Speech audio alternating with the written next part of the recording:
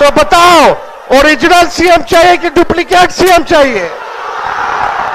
सुनाई नहीं दे रहा, ओरिजिनल। फिर से नमस्कार, कैसे हैं आप सभी? आई होप आप सभी अच्छे होंगे।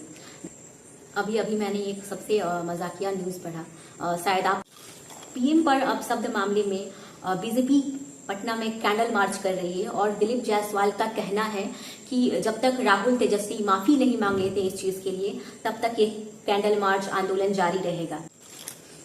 जब से ये मामला सामने आया है, वो चोर गद्दी चोर वाला, तब से बीजेपी नेताओं की और ये स्पेशली जो अंधभक्त हैं और भाजपाइयों की बौखलाहट देखने लायक है। जैसा कि आपने देखा होगा कांग्रेस के दफ्तर पर जो हमला किया गया था। और दूसरी तरफ नेम फेम इतनी ज्यादा हो गई है तेजस्वी की कि अपने घर के लोगों को ही प्रॉब्लम होने लगी है। आपने देखा होगा जहानाबाद में मंच से ही जब कोई जनता तेजू भैया से बोल देती है कि इस बार आपकी बार तेजस्वी सरकार, तो बोलते हैं तुम आरएसएस के आदमी हो क्या? तो आप समझ सकते हैं जनता में तेजस्वी का कितना क्रेज है, तेजस्वी की कितनी डिमांड है। तेजू भैया ने जनता को ही आरएसएस का आदमी बता दिया।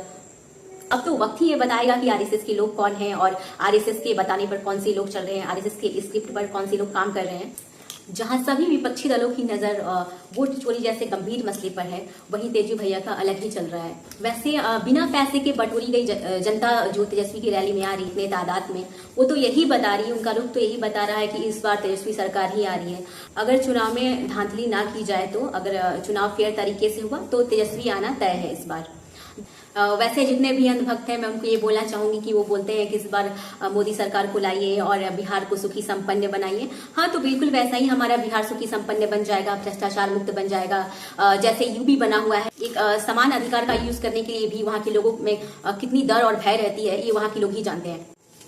और दूसरी चीज, मुझे तेजस्वी का ये कॉन्फिडेंस भी अच्छा लगा, जिस तरह वो मंच से गर्जना कर रहे हैं, जनता को ये बता रहे हैं कि मैं पूरी तरह से तैयार हूँ बिहार को बदलने के लिए। उन्होंने मंच से ये चीज कही कि बिहार को एक विलक्षण प्रतिभा वाला व्यक्ति चाहिए जो बिहार को बदल सके, बिहार को गरीबी भ्रष्टाचार से मुक्त कर सके, और वो तेजस्वी है। बिहार को डुप्लीकेट सीएम नहीं चाहिए, बिहार को ओरिजिनल सीएम चाहिए। और डुप्लीकेट सीएम वो नीतीश कुमार को बोल रहे थे और ओरिजिनल सीएम वो खुद को बता रहे थे। तो ये कॉन्फिडेंस मुझे तेजस्वी में काफी अच्छा लगा। और उन्होंने ये भी कहा बिहार को कोई निकम्मी सरकार नहीं चाहिए, बिहार को कोई पलटू की सरकार नहीं चाहिए जो बात बात पर पलट जाए, बात बात पर अपने वादों से इरादों से मुकर जाए। बिहार को बदलाव के लिए सिर्फ और सिर्फ तेजस्वी ही चाहिए। और ये जनता भी बता रही है, जिस प्रकार तेजस्वी ये चीज बोल रहे थे और पीछे से जनता की जय जयकार हो रही थी, तो ये गर्जना बता रही है कि इस बार बिहार पूरी तरह से बदलाव के लिए तैयार है। फिलहाल मैं एक ललन टॉप का इंटरव्यू देख रही थी जिसमें कुछ वरिष्ठ पत्रकार थे जो ये बता रहे थे कि जो दलाल पार्टी जो बिहार में इन दिनों नई लॉन्च हुई है, जनसुराज प्रशांत किशोर वाली पार्टी, उनका काम था कि वो महागठबंधन की वोट बैंक को कम करे, महागठबंधन को ठेस पहुंचाए। लेकिन कहीं ना कहीं वो बीजेपी को ही ठेस पहुंचा रहे हैं इन दिनों। और श्रवण वोट बैंक जो बीजेपी के खाते में जाती थी, वो अब कहीं ना कहीं डिवाइडेड होने वाली है। तो आप सभी इस बात से कितना सहमत है? आप सभी ग्राउंड लेवल पर अगर जुड़े हो तो आप लोगों को पता होगा कि ये चीज कितनी सही है। वैसे मुझे भी कहीं ना कहीं ये चीज लगती है कि जनसुराज कहीं से भी महागठबंधन को कोई भी नुकसान नहीं करने वाला। वो अगर नुकसान करेगा ही तो बीजेपी को ही करने जा रहा है। सुनाई नहीं दे रहा, ओरिजिनल। फिर से बोलो, फिर से बोलो, फिर से बोलो।